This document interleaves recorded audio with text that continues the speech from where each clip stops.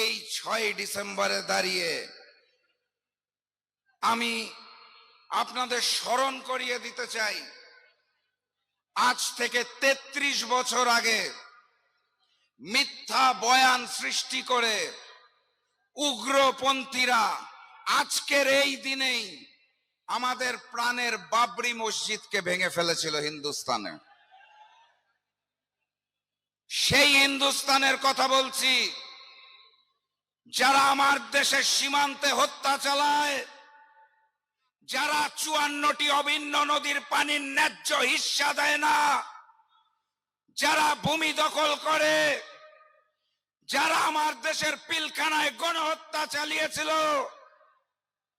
যারা বাংলাদেশের অভ্যন্তরীণ বিষয়ে হস্তক্ষেপ করে ফ্যাসিস্ট শেখ হাসিনার মাধ্যমে বাংলাদেশকে ভারতের করদ রাজ্য বানাতে চেয়েছিল। 5ই আগস্ট শুধুমাত্র ফ্যাসিস্ট শেখ হাসিনার আওয়ামী লীগের পতন হয় নাই, সেদিন বাংলার বুক থেকে ভারতীয় আধিপত্যবাদ এবং আগ্রাসনেরও পতন হয়েছিল। সেই হিন্দুস্তানের শিলং থেকে ট্রেনিং নিয়ে এসে বিএনপি নেতারা এখন বড় বড় কথা বলে। সেই হিন্দুস্তানের পক্ষে আজকাল নিয়ে বিএনপি বড্ড বেশি কথা বলে। তারা বলতে চায় আওয়ামী লীগের নৌকার ভোট নাকি আজকাল তাদের দাবি। বিএনপি বলতে চায় তারা শরিয়া আইনে বিশ্বাস করে না। তারা বলতে চায় তারা আওয়ামী লীগের সকল হত্যা মামলা তুলে নেবে। বাংলাদেশের জনগণের বুঝতে বাকি নাই, ওই হিন্দুস্তানের বন্ধু আওয়ামী লীগের জায়গা এখন বিএনপি নিয়েছে। হিন্দুস্তানের নতুন বন্ধুর নাম বিএনপি। বাংলার জনগণ যেভাবে হিন্দুস্তানের বন্ধু আওয়ামী লীগকে বিতাড়িত করেছিল, একইভাবে আগামী নির্বাচনে বিএনপিকেও বিতাড়িত করবে ইনশাআল্লাহ। সংগ্রামী সাথী এবং বন্ধুগণ, আমি আপনাদের স্পষ্ট ভাষায় জানিয়ে দিতে চাই, গণভোটে হাকে জয়যুক্ত করতে হবে।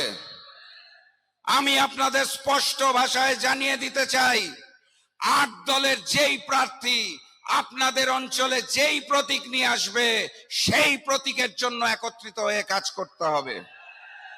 সেদিন আপনাদের ওখানে দাড়িপাল্লা হাত পাখার সাথে রিক্সা থাকবে, দেওয়াল ঘড়ি থাকবে, বটগাছ থাকবে, চশমা থাকবে, ফুলকপিও থাকবে।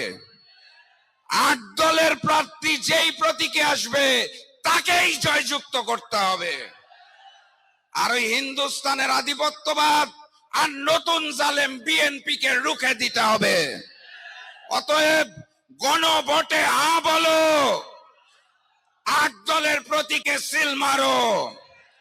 গণভোটে হা বলো, 8 দলের প্রতীকে সিল মারো।